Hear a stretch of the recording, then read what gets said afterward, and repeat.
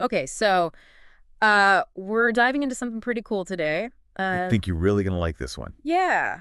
It's a vintage Japanese Go board Oh, wow. that we found. Nice. And, When you think about a board game, it doesn't sound that exciting, right? but this thing's incredible. It's like a time capsule. I was just going to say, Go boards are really incredible artifacts. Yeah.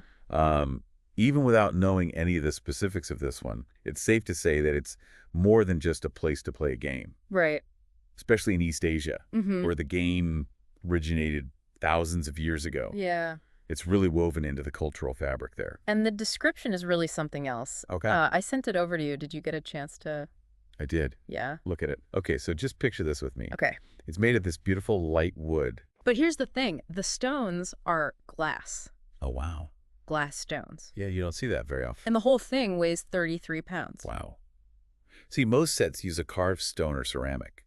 So this is something really special. Yeah. And that's really interesting that it's so heavy. Yeah. You don't often see them that substantial. That was the thing. It was like every other detail was like Yeah. even more interesting. It's from post-1940s Japan. Which again, more history there. Yeah. And then on top of all of that, The seller has all these shipping restrictions. what? No Russia, Uh-huh. no Greece. No Mexico or South America. Interesting. What is going on with that? Well, that's really interesting.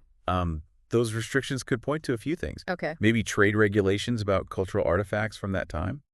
Or maybe it's just that the glass stones are really fragile. Yeah. Either way, it really makes you think about how much history this object has seen. So, okay, for someone who maybe has never played Go, Or doesn't understand, like, what the big deal is. why all this fuss over some wood and some stones? Well, at its core, Go is a game of strategy and intellect. Okay. But in East Asia, it really transcends that. Okay. The board itself, it's a grid of lines, right? Yeah.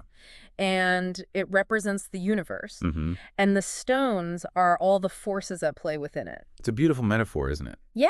It's all about balance and foresight. Understanding your opponent. Even understanding yourself. Yeah, that's a lot more than just a game. Yeah. It's like you're holding a piece of philosophy. Precisely. And think about the time period we're talking about, post-World War II, Japan. The country was rebuilding, rediscovering its identity. Traditional arts like calligraphy, the tea ceremony Go. These saw a huge resurgence. And this board could be a symbol of that cultural revival.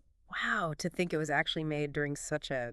Important time in history. Absolutely. And it's also important to remember that Go wasn't just confined to Japan. Oh, really? Yeah, it played a role in cultural diplomacy, especially during the Cold War. Interesting. Yeah, there were these famous matches between Japanese and Soviet players Wow. that were seen by some as these symbolic battles. Played out on the Go board instead of, an actual battlefield. Wow, that's fascinating. Okay, so we've got this vintage Go board. That's potentially one of a kind. Definitely connected to a specific period of cultural resurgence. Yeah, maybe even global events. Mm-hmm. That's a lot for one board game to carry. It really is. But that's the beauty of objects like this. They offer this tangible link to the past. To different cultures, to stories waiting to be uncovered. It makes me wonder, if this board could talk, What would it say? who sat across from each other, planning their next move?